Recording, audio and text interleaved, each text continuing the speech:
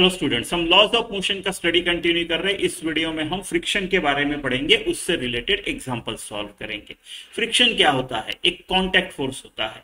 जब दो बॉडीज एक दूसरे के कांटेक्ट में है, मान लो ये बॉडी आपकी ए है और ये बॉडी बी है, ए और बी एक दूसरे के कांटेक्ट में है, तो कांटेक्ट फोर्स एक्ट होता है, राइट। कांटेक्ट फोर्स का एक कंपोनेंट आपको पता है, राइट। जितना फोर्स बी ए पे डाल रहा है, जितना एक्शन फोर्स बी ए पे डाल रहा है, उतना ही ए जो है, जो सरफेस है ए, बी पे नॉर्मल रिएक्शन डालेगा। ये कांटेक्ट फोर्स हो गया दोनों के बीच का, राइट। बी के ऊपर, राइट, बी के फ्री बॉडी डायग्राम में आएगा perpendicular to surface, normal reaction डाला, ये हमको पता है कांटेक्ट फोर्स होता है। कांटेक्ट फोर्स का और एक कंपोनेंट होता है फ्रिक्शन। वो कब पिक्चर में आता है? वो हमेशा नहीं लगता है, वो तब लगता है जब ये दो ब्लॉक्स के बीच में कुछ रिलेटिव मोशन है। इनके बीच में रिलेटिव मोशन है। अगर दोनों एक स्पीड से एक साथ जा रहे हैं तो हम बोलेंगे रिलेटिव मोशन नहीं है, राइट। अगर रिलेटिव मोशन है, यानी ए से देखा तो बी मूव होते हुए दिख रहा है, या फिर बी से देखा, बी को स्टिल अज्यूम किया तो ए मूव होते हुए दिख रहा है, ए को स्टिल अज्यूम किया तो बी मूव होते हुए दिख रहा है, यानी relative to A B move हो रहा है, relative to B A move हो रहा है, उस केस में उस मोशन को अपोज करेगा फ्रिक्शन।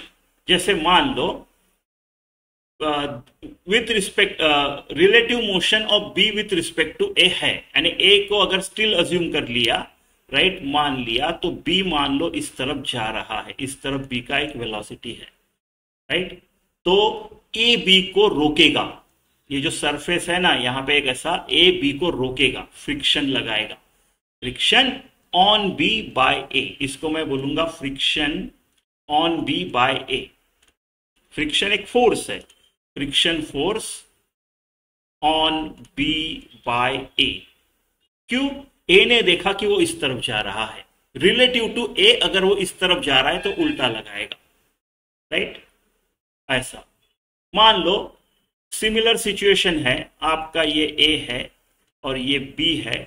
इस बार क्या हो रहा है, राइट, इस बार क्या हो रहा है, बी इस तरफ जा रहा है, या फिर मान लो ए को किसी ने ऐसा फोर्स लगा दिया, राइट, ए को किसी ने ऐसा फोर्स लगा दिया, ए इस तरफ जाने वाला है, तो बी देखता है कि अरे ए इस तरफ जा रहा है, तो ये इसको इस तरफ फोर्स लगाएगा, राइट। ऐसा बेसिकली अगर फोर्स बी को अप्लाई करना है तो बी देखेगा कि विथ रिस्पेक्ट टू बी ए का मूवमेंट किधर है, उसको अपोज करो। सिंपल, रिलेटिव मोशन अपोज करो, राइट। ये होता है फ्रिक्शन। तो एक्चुअल रिलेटिव मोशन अपोज करता है, ये तो आपको ध्यान में आ गया। फ्रिक्शन वो फोर्स है जो एक्चुअल रिलेटिव मोशन या इंपेंडिंग रिलेटिव मोशन को भी अपोज करेगा। ये इंपेंडिंग रिलेटिव मोशन क्या हो गया अभी, है ना, नया कुछ तो आ गया। इंपेंडिंग रिलेटिव मोशन, ये क्या बोल दिया मैंने? इंपेंडिंग रिलेटिव मोशन को आप ऐसा समझो, अगर रोकने के लिए फ्रिक्शन नहीं होता तो मोशन हुई रहती, फ्रिक्शन नहीं होता तो मोशन हुई रहती, राइट। यानी मान लो इस केस में किसी ने इसके ऊपर फोर्स लगा दिया, बी के ऊपर। हमको पता है फोर्स कॉजेस एक्सेलरेशन, मान लो 5 न्यूटन लगा दिया, तो हमको पता है, right, 5 newton divided by B का मास, उतना एक्सेलरेशन के साथ बी उस तरफ जाना चाहिए। अगर फ्रिक्शन नाम की चीज नहीं होती तो, राइट, उसको बोलेंगे हम इंपेंडिंग मोशन। लेकिन अभी फ्रिक्शन नाम की चीज है, वो उसको अपोज करेगी। ए देखेगा कि बी इस तरफ जाने के मूड में है, इंपेंडिंग मोशन, राइट। गया नहीं है लेकिन जाएगा, अगर मैंने फ्रिक्शन नहीं लगाएगा तो जाएगा, है ना। फ्रिक्शन नहीं होता तो गया होता, तो वो उसको रोकेगा, फ्रिक्शन लगेगा, राइट। अब ये फ्रिक्शन कितना लग सकता है, राइट, राइट, वो रोक भी सकता है, नहीं भी रोक सकता है, राइट। इसका फ्रिक्शन बहुत कम है और ये फोर्स ज्यादा है तो स्लाइड करेगा, है ना। अगर ये फ्रिक्शन काफी ज्यादा है और ये फोर्स कम है तो उसको मूव ही नहीं होने देगा, फ्रिक्शन लगाने के बावजूद भी मूव नहीं होगा। तो ऐसे वेरियस केसेस बनते हैं, हम देखेंगे। लेकिन friction in short, impending relative motion, friction नहीं होता तो अगर मूव हुआ होता, राइट, तो अपोज करता है, या फिर एक्चुअल रिलेटिव मोशन को तो अपोज करता ही है। इस चीज को बोलते हैं फ्रिक्शन। कांटेक्ट फोर्स का कंपोनेंट है, कांटेक्ट में होना जरूरी है।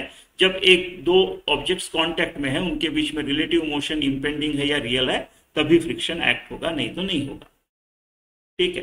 तो देखो, दो कंपोनेंट्स बनते हैं, दो टाइप बनते हैं फ्रिक्शन के, स्टैटिक फ्रिक्शन, काइनेटिक फ्रिक्शन। एक एग्जांपल से समझते हैं, राइट। मान लो एक बड़ा सा अलमारी है या बुक शेल्फ, ऐसा कुछ तो है, अलमारी है, चलो पकड़ लो, राइट। एक अलमारी है ऐसी, और आप इसको दे रहे हो धक्का, आपको इसको सरका के कहीं और लेके जाना है, आप लगा रहे हो इस पे फोर्स। मान लो आपने पहले थोड़ा सा ही फोर्स लगा दिया, आपने सिर्फ 5 न्यूटन लगा दिया, राइट, मान लो ऐसा। अब ये काफी हेवी है, इसमें बुक्स वुक्स रखे हैं और क्या, और कुछ कुछ है, राइट। क्या लगता है, आपने थोड़ा सा फोर्स लगाया तो ये मूव होगा? नहीं मूव होता है। लेकिन फिर तो गड़बड़ हो गई। न्यूटन का फर्स्ट लॉ बोलता है कि फोर्स कॉजेस एक्सेलरेशन। अगर मैंने थोड़ा सा फोर्स लगाने के बाद भी मेरा बुक शेल्फ मूव नहीं हो रहा है, यानी कोई तो है जो अपोज कर रहा है, कोई तो है इक्वल एंड अपोजिट फोर्स लगा रहा है, राइट। वो है फ्रिक्शन। अब ये फ्रिक्शन जो है कितना अपोज कर रहा है, ये भी 5 न्यूटन का ही होना चाहिए। अगर फ्रिक्शन 3 न्यूटन रहा तो नेट टू नेट कितना लगेगा? 2 newton net to net force रहेगा, और नेट फोर्स है तो एक्सेलरेशन होना चाहिए, लेकिन हमको दिख रहा ही नहीं हो रहा है, राइट। अभी ये फ्रिक्शन अगर 6 न्यूटन होता या 7 न्यूटन होता तो इस तरफ नेट टू नेट फोर्स होता, इस तरफ मोशन हो जाता, यानी इस फ्रिक्शन को 5 न्यूटन ही होना पड़ेगा अगर मोशन नहीं होनी है तो। चलो 5 न्यूटन का फ्रिक्शन लग गया, राइट। अब आपने इसमें और 5 न्यूटन डाल दिया। पहले आपने थोड़ा सा धक्का मारा था, अभी थोड़ा दोनों हाथों से थोड़ा सा धक्का मार रहे हो, ठीक है, दोनों हाथों से, ज्यादा जोर नहीं है, थोड़ा सा ही धक्का मार रहे हो दोनों हाथों से, लेकिन पहले से ज्यादा, राइट। अभी भी अलमारी नहीं हिल रहा है, नेट फोर्स तो 0 होना चाहिए, यानी ये फोर्स अभी 10 न्यूटन होना चाहिए, 5 + 5, यानी ये फोर्स ने अपने आप को एडजस्ट किया। ये स्टैटिक फ्रिक्शन है जो मूवमेंट नहीं होने दे रहा है, इसने अपने आप को एडजस्ट किया। आपने फिर लगा दिया 5 न्यूटन, इस बार भी मूव नहीं हुआ, फ्रिक्शन फोर्स ने अपने आप को एडजस्ट कर दिया नेट फोर्स 0 करने के लिए। अब आपको लग रहा है कि नहीं, मूव होना ही पड़ेगा। अब आपने एकदम 15 और 20 35 न्यूटन लगा दिया, एकदम पूरा ताकत लगा के। अब थोड़ा सा मूव हुआ, राइट, मूव हुआ है। मतलब क्या इसने और 20 लगाया, 35 लगाया? नहीं लगाया इसने। अगर थोड़ा सा मूव हुआ है, आपने काफी ज्यादा जोर लगाया, तो इसने 35 की जगह शायद 30 लगा दिया है, यानी 15 और लगा दिया है। तो ये आपका इस तरफ 35 था और यहां पे आपका 30 था। तो नेट टू नेट 5 लग गया, इसके लिए ये मूव हुआ। यानी ये जो फ्रिक्शन फोर्स है जो अपने आप को एडजस्ट करते हुए मोशन नहीं होना देता, स्टैटिक रखता है बॉडी को, इसका एक लिमिट है, इसका एक लिमिट है। उस लिमिट के पार वो बोलता है कि अब मेरे से ना हो पाएगा, होने दो मोशन, राइट। और आपने मान लो 10 न्यूटन और लगा दिया, अभी आपने 45 कर दिया, इसकी लिमिट बढ़ेगी नहीं, राइट। इसकी लिमिट कितनी थी? 30 थी यहां पे, तो लिमिट 30 ही रहेगी। अब आपका एफ नेट जो होगा ना वो 15 हो गया 5 के जगह, अब थोड़ा जोर से मूव होगा ये, है ना, ऐसा। तो एक लिमिट होती है, इसको लिमिटिंग फ्रिक्शन भी बोलते हैं, राइट। तो ये जो स्टैटिक फ्रिक्शन है ये अपोज करता है इंपेंडिंग रिलेटिव मोशन को। इंपेंडिंग रिलेटिव मोशन अगर फ्रिक्शन नहीं हुआ तो मोशन हुआ होता। सेल्फ एडजस्टिंग है, जैसे देखा हमने, इसको एडजस्ट करते गया एक लिमिट तक के, स्लिप नहीं होने दिया, मोशन नहीं होने दिया, नेट फोर्स 0 बना के रखा उसने। Impending motion up to limit ही रोक के रखा उसने। कभी कभी नहीं, ये एक्सेलरेट, स्टैटिक फ्रिक्शन हमको एक्सेलरेट होने में हेल्प करता है, बॉडीज को एक्सेलरेट होने में हेल्प करता है। हमेशा ही मोशन अपोज नहीं करता है, कभी कभी मोशन क्रिएट भी कर लेता है, कॉज भी कर लेता है। इसका एक regular day to day example है आपका वॉकिंग। आप चलते हो, राइट। आप चलते हो, पाँव कैसा रखते हो? सीधा ऊपर से ऐसा वर्टिकली नीचे रखते हो? नहीं, राइट। आप ऐसा रखते हो और जमीन को पीछे खींचते हो, आप जमीन को, ग्राउंड को पीछे पुश करते हो। इसके बदले में as per Newton third law आपको इस तरफ पुश किया जाता है, इस तरफ आपको एक्सेलरेट किया जाता है। कौन सा फ्रिक्शन कर रहा है ये एक्सेलरेशन? ये फ्रिक्शन का है। आपको जो फोर्स लगा वो फ्रिक्शन के फॉर्म में लगा, इसने आपको आगे एक्सेलरेट किया। तो फ्रिक्शन का अच्छा काम आया इस बार। फ्रिक्शन नहीं होता तो आप चल नहीं पाते, है ना। आपको एक्सेलरेट कौन कर रहा है? आप अपने आप तो आगे नहीं जा रहे हो। न्यूटन का तो फर्स्ट लॉ बोलता है कि अगर एक्सेलरेशन है तो फोर्स होना जरूरी है, एंड इन द डायरेक्शन। तो आपका एक्सेलरेशन के डायरेक्शन में है कौन? Friction, right. स्मूथ पे नहीं चल पाओगे आप, रफ पे ही चल पाओगे, है ना, राइट। जैसे मान लो टिपिकल आपका 2 ब्लॉक सिस्टम के एग्जांपल्स आएंगे अभी, है ना, फ्रिक्शन में। तो ऐसा कुछ तो है, राइट। इसको आपने फोर्स लगाया, है ना, कभी कभार ये दोनों साथ में जाते हैं, ये इसको लेके जाता है अपने साथ, स्लिप नहीं होने देता है, और ज्यादा है तो स्लिप भी होता है, राइट। वो फ्रिक्शन के ऊपर डिपेंड करेगा। तो इस ब्लॉक को और तो कोई है नहीं, अगर ये दोनों साथ में मूव हो रहे तो इसका मतलब क्या है, ये जो ऊपर वाला है छोटा वाला, इसको फ्रिक्शन ने आगे लेके गया, फ्रिक्शन की वजह से इसका ये एक्सेलरेशन था, है ना। तो फ्रिक्शन कभी कभी एक्सेलरेट भी करता है चीजों को, हमेशा ही अपोज नहीं करता है। स्टैटिक फ्रिक्शन, ठीक है। स्टैटिक फ्रिक्शन का जो लिमिटिंग वैल्यू होती है ये होती है, right. Coefficient of static friction है ये म्यू एस, और एन जो है नॉर्मल रिएक्शन है। तो म्यू एस जो है कोएफिशिएंट ऑफ स्टैटिक फ्रिक्शन, वो दोनों मटेरियल पे डिपेंड करता है। कांटेक्ट में है तो 2 ऑब्जेक्ट्स है ना, तो वो 2 ऑब्जेक्ट्स का कौन सा मटेरियल है, प्रॉपर्टीज, राइट, फिर सरफेस रफ है नहीं है, इन चीजों के ऊपर डिपेंड करता है। एरिया से कोई लेना देना नहीं है, ठीक है, एरिया से कोई लेना देना नहीं है। और नॉर्मल रिएक्शन पे, नॉर्मल रिएक्शन ज्यादातर आप एमजी देखोगे, बट एमजी हमेशा नहीं, नॉर्मल रिएक्शन, राइट। अभी ऐसा केस है तो ठीक है, ये ऑब्वियसली एमजी बनता है, क्योंकि इसका अगर एम है तो एक्शन फोर्स एमजी है, क्योंकि अर्थ इसको अपनी तरफ खींच रहा होगा, तो ये दूसरे वाले ब्लॉक पे एमजी डालेगा, normal reaction, right. Newton third law की equal and opposite normal reaction डाली जाएगी। तो N equal to M G इससे दिख रहा है, क्योंकि वर्टिकल में कोई मोशन नहीं है। लेकिन हमेशा ऐसा नहीं रहेगा, कभी कभार ऐसा रह जाएगा, राइट। इस बार आपका normal reaction always perpendicular to the surface action force, right. अब ये आपका एम जी नहीं रहेगा, मान लो अगर ये थीटा है और कुछ फोर्सेस नहीं है, राइट, तो आपका ये एम जी कॉस थीटा हो जाएगा, राइट। आपका कोई ऐसी ब्लॉक है, ऐसी वॉल है, एक ब्लॉक है, किसी ने तो इसको फोर्स लगा के पकड़ के रखा है, एक फोर्स डाल के रखा है, इस बार आपका नॉर्मल रिएक्शन ऐसा है ना। तो डिपेंड करता है हर एग्जांपल, जनरल फॉर्मूला ये है, राइट, ये है। जनरली ये लेस देन और इक्वल टू, ये लिमिटिंग वैल्यू हो गई, उसकी मैक्सिमम वैल्यू हो गई, लिमिटिंग वैल्यू और स्टैटिक फ्रिक्शन की मैक्सिमम वैल्यू ये हो गई, और जनरली लेस देन और इक्वल टू होता है। इस केस में देखो लेस देन है, लेस देन है, लेस देन है, लेस देन है, यहां जाके कहा वो बढ़ गया उससे, ऐसा ऐसा। एक बार मोशन शुरू हो जाए, एक्चुअल रिलेटिव मोशन शुरू हो जाए, तो जो फ्रिक्शन एक्ट होता है उसको हम काइनेटिक फ्रिक्शन बोलते हैं।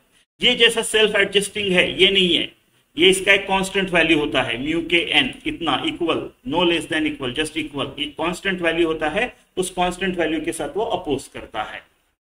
ये आपका स्टैटिक फ्रिक्शन से जो है ना उससे थोड़ा छोटा होता है, एकदम माइनर डिफरेंस होता है, ठीक है, ठीक है। तो ऐसा है फ्रिक्शन का स्टोरी, अभी हम एग्जांपल्स करके समझेंगे, ठीक है। चलो पहला एग्जांपल देखते हैं। Determine the maximum acceleration of train in which box lying on it's floor will remain stationery given that coefficient of static friction between the box and train floor is 0.15। मान लो ये आपका ट्रेन का floor है, ये आपका train का floor है और ये आपका बॉक्स है। उन्होंने क्या बोला है कि इसको मैं एक्सेलरेट कर रहा हूं, तो कितना मैक्सिमम एक्सेलरेट कर सकता हूं सच दैट ये रिमेन्स स्टेशनरी, ये स्टेशनरी होना चाहिए। यहां पे स्टेशनरी का मतलब क्या है, with respect to train floor, यानी दोनों साथ में जाना चाहिए। अगर ट्रेन फ्लोर से देखा तो स्टेशनरी, राइट, दोनों साथ में एक एक्सेलरेशन से जाना है। अगर इसका ए एक्सेलरेशन है, राइट, तो इसका भी वही एक्सेलरेशन होना चाहिए। इसका अगर ए है, हम मैक्सिमम बाद में लिख लेंगे, ए है, तो इसका अगर ए है तो इसका भी ये होना चाहिए। मान लो वो ए जो है वो ए मैक्स है, ठीक है, ये है, और ये जो फ्रिक्शन का कोएफिशिएंट है वो 0.15 है। ऐसी सिचुएशन है, राइट। अब होगा क्या, राइट, अभी ये एक्सेलरेट करोगे आप, नीचे ट्रेन एक्सेलरेट होगी, ट्रेन एक्सेलरेट होगी। अभी ये ऊपर वाला ब्लॉक स्लाइड भी हो सकता है, एक्सेलरेट भी हो सकता है, राइट, स्लाइड भी हो सकता है, एक्सेलरेट भी हो सकता है। अभी ये ऊपर वाला जो ब्लॉक है, इसके ऊपर कौन सा फोर्स लग रहा है, ये जो ब्लॉक है, राइट, ये ट्रेन फ्लोर है और ये ब्लॉक है, तो ये जो ब्लॉक है इस पे क्या फोर्स लग रहा है, हम बोल रहे हैं कि ये सेम एक्सेलरेशन से जाएगा, है ना। अपनी कंडीशन है रिमेन स्टेशनरी, यानी सेम एक्सेलरेशन से जाएगा।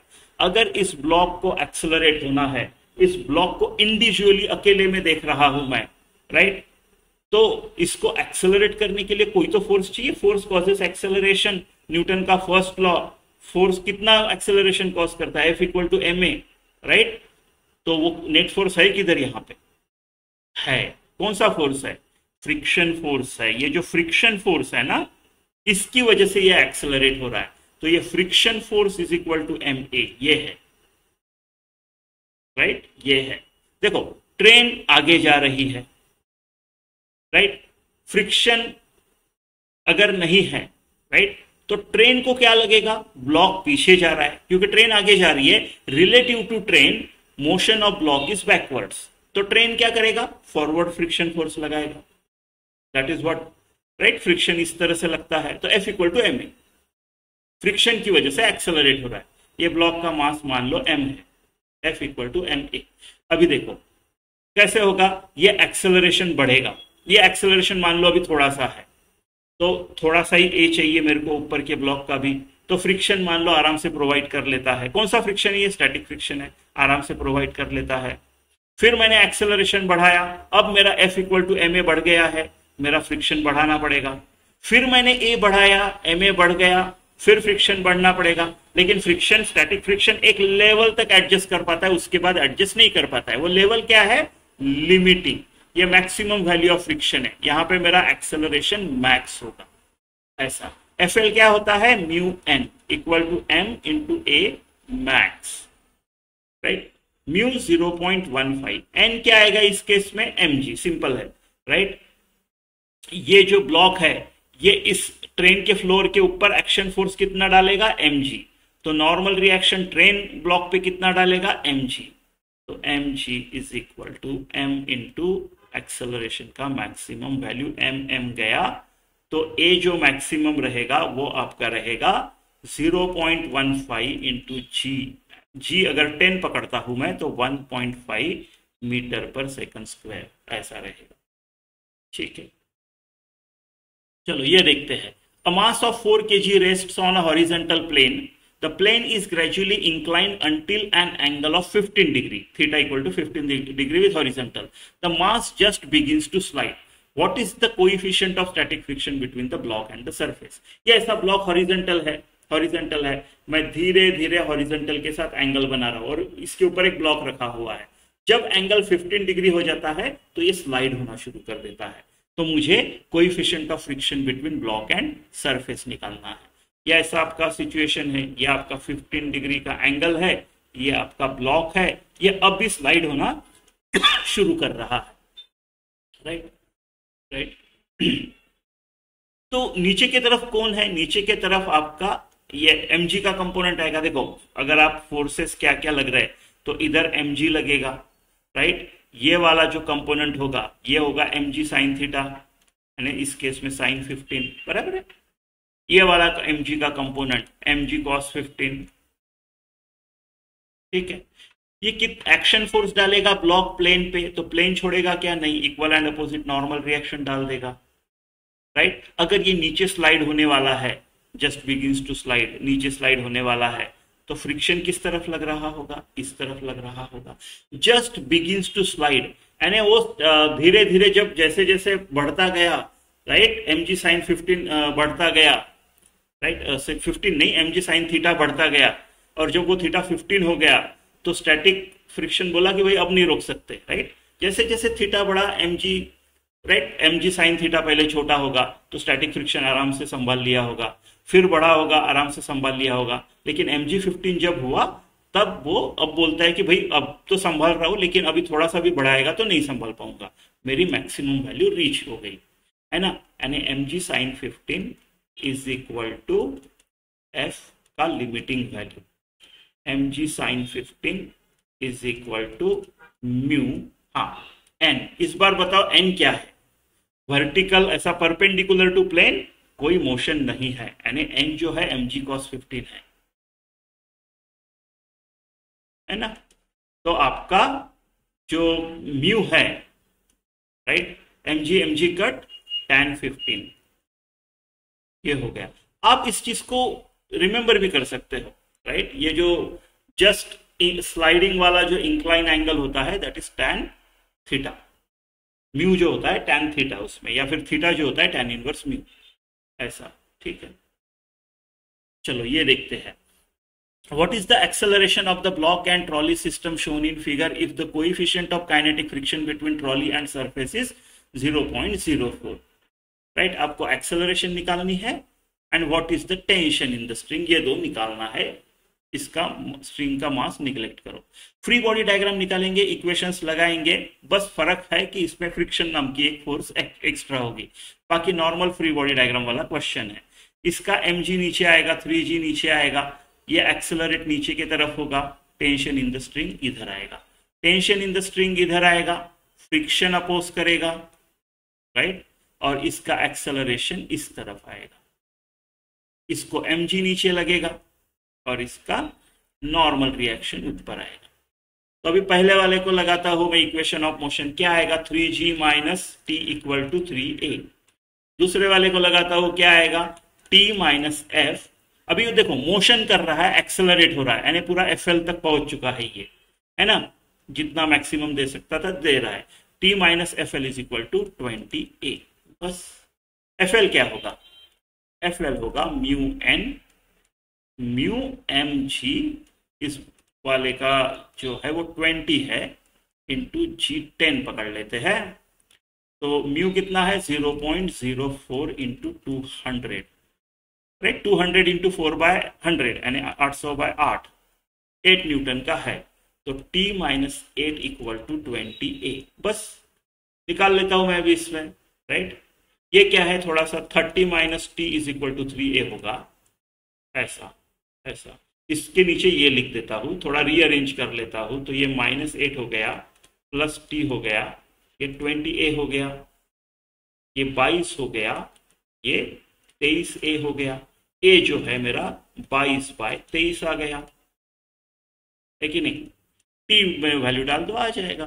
कौन से में डालू, चलो इसमें डालते हैं 8 में। So t is equal to 20a plus 8, 20 into 22/23 plus 8, है ना, ऐसे कुछ तो आएगा, ऐसे कुछ तो आएगा।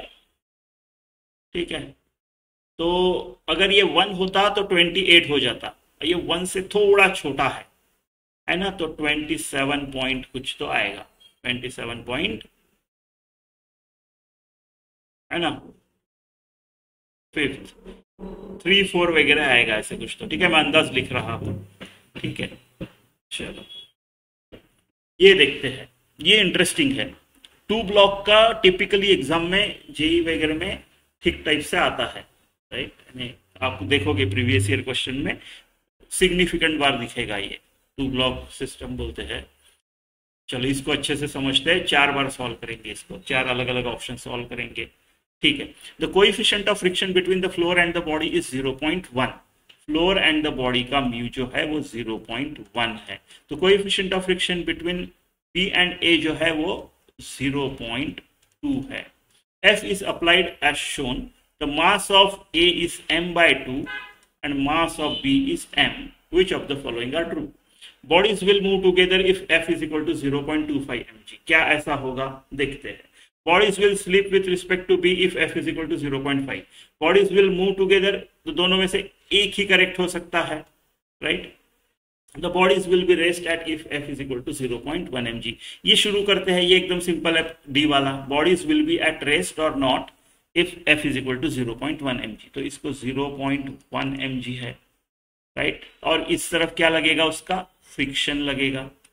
कितना लगेगा फ्रिक्शन, राइट।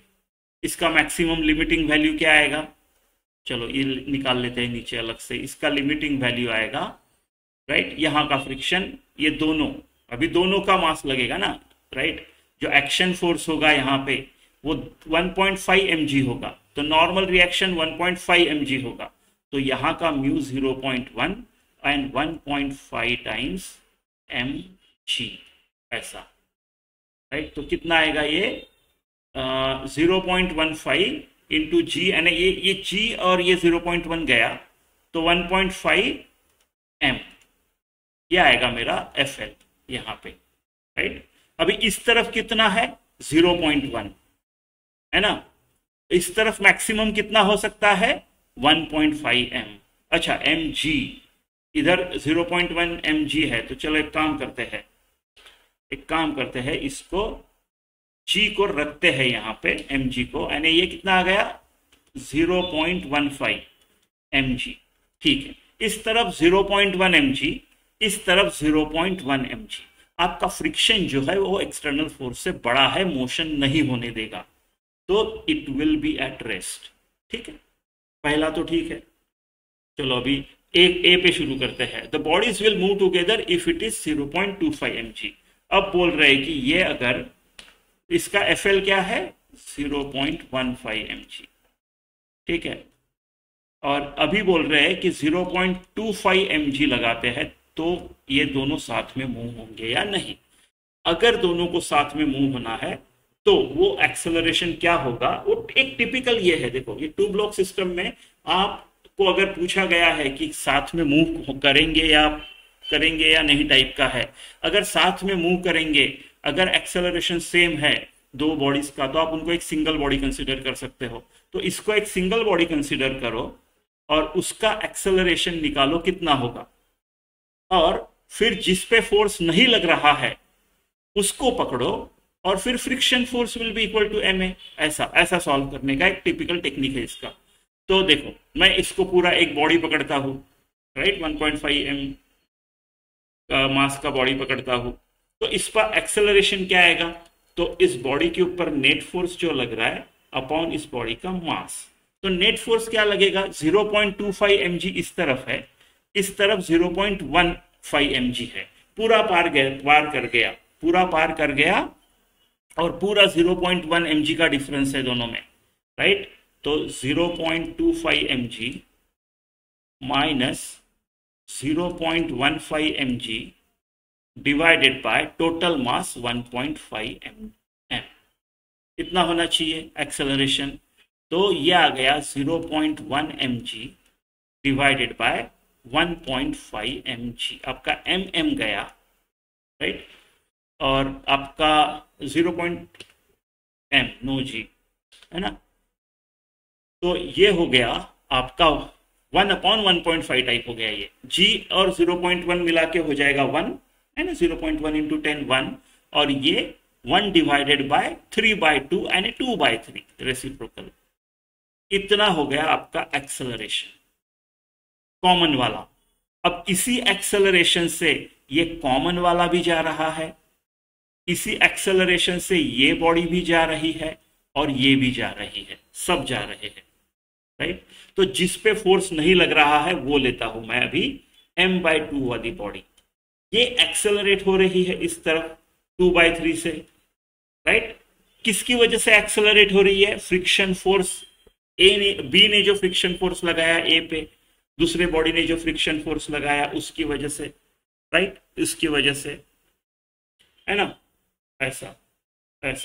तो F ये जो फ्रिक्शन है that is equal to m/2 इसका मास इंटू A, कितना होगा, अभी हमने निकाला 2/3, तो m/3 का फ्रिक्शन फोर्स मिलना चाहिए, तब जाके कहा m/2 या उससे कम, m/3 या उससे कम, right. So friction should be less than or equal to, right, m/3। तो फ्रिक्शन फोर्स कितना, इसका लिमिटिंग वैल्यू क्या आएगा, मैक्सिमम वैल्यू क्या आएगा μn। यहाँ पे n m/2 होगा, m/2 का एक्शन फोर्स रिएक्शन m/2, तो म्यू 0.2 और m/2 μm g 10 पकड़ लो आप, है ना। तो ये 0.2 0.1, ये 0.1 और 10 1, यानी आपका जो लिमिटिंग फ्रिक्शन है यहाँ पे सिंपल m के बराबर है, और आपका जो ma है, राइट, ma है वो m/3 है। तो फ्रिक्शन फोर्स काफी बड़ा है, तो उसको उतना भी यूज करना नहीं पड़ेगा। Friction force is no, friction force should be greater than और इक्वल टू, ये क्या हो गया, राइट, हाँ। तो फ्रिक्शन फोर्स जो है वो अभी उसकी मैक्सिमम वैल्यू 3 गुना ज्यादा है, राइट। तो स्टैटिक फ्रिक्शन m/3 पे ही हो जाएगा, इसको अपना मैक्सिमम लगाना ही नहीं पड़ेगा, m/3 आएगा और दोनों साथ में मूव होना शुरू हो जाएंगे, तो they will move together, right. ठीक है, the body A will slip with respect to B if it is 0 point, same चीज करनी है आपको। आपको कॉमन एक्सेलरेशन पता चल गया ये वाला, राइट। इसको अभी थोड़ा बदलना पड़ेगा। अगर फोर्स आपका 0.5 है, अगर फोर्स 0.5 है, एक काम करता हूं मैं, इसी में चेंजेस कर देता हूं, राइट, इसी में चेंजेस कर देता हूं।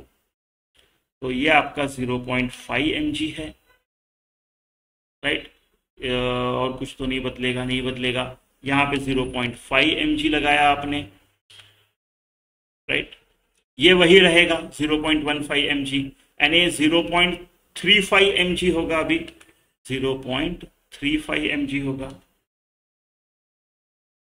है ना, ऐसा। तो ये अभी 2π3 नहीं आएगा, ये कितना आएगा अभी mm कट, राइट, ये होगा 3.5 g से मल्टीप्लाई किया अपॉन 1.5, यानी 7/2 डिवाइडेड बाय 3/2, ये आपका 7/3 आएगा। 7/3 मीटर पर सेकंड स्क्वायर कॉमन एक्सेलरेशन होगा जब 0.5 लगाते हो आप, राइट। तो आपका फ्रिक्शन कितना होना चाहिए, आपका friction, right, m/2 into 7/3 acceleration होगा अभी उसका, तो आपका 7m/6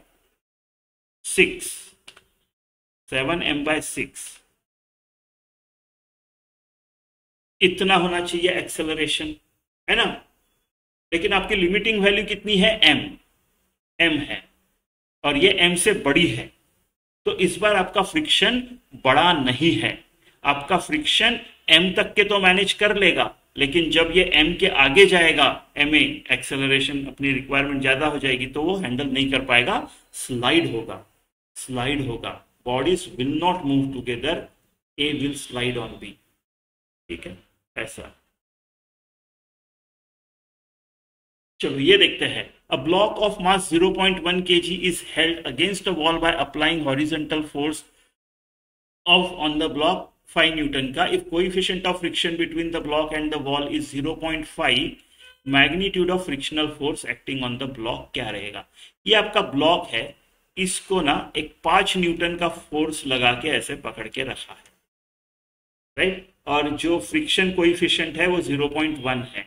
आपको पूछा है, राइट, कि जो फ्रिक्शन फोर्स, देखो ये mg से नीचे आने को देखेगा और फ्रिक्शन फोर्स उसको रोकेगा, राइट। ये फ्रिक्शन फोर्स कितना रहेगा वही पूछा है, राइट। देखो limiting value of friction force use होगा कि नहीं, राइट। इस केस में आपको इतना सोचने की जरूरत ही नहीं है, इस केस में सिंपल है। अगर ये स्टेशनरी पकड़ के रखा है, राइट, इज हेल्ड अगेंस्ट, ये पकड़ के रखा है, ये नीचे मूव नहीं हो रहा है, राइट, स्टैटिक फ्रिक्शन है, तो ये अपनी लिमिटिंग वैल्यू तक पहुंचा है, मुझे नहीं पता नहीं पहुंचा है, लेकिन ये mg के बराबर होगा। अगर वर्टिकली कोई एक्सेलरेशन नहीं है तो fs has to be equal to mg। अगर लिमिटिंग वैल्यू तक नहीं पहुंचा तो लिमिटिंग वैल्यू से कम होगा, अगर लिमिटिंग तक पहुंचा है तो लिमिटिंग के इक्वल होगा, लिमिटिंग से बड़ा तो नहीं है।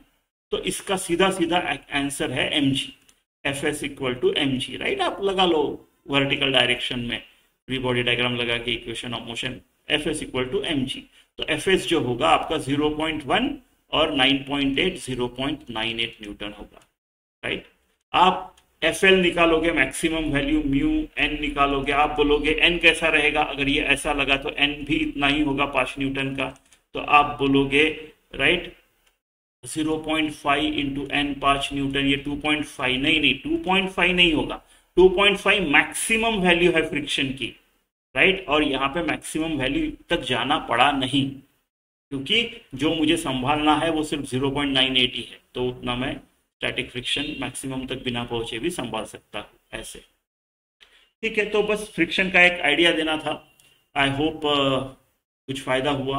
अगर हुआ है तो सब्सक्राइब कीजिए, शेयर कीजिए, कमेंट कीजिए, राइट। और कुछ कमेंट्स में लिखना है, ठीक है, तो कमेंट में लिखिए। Thank you.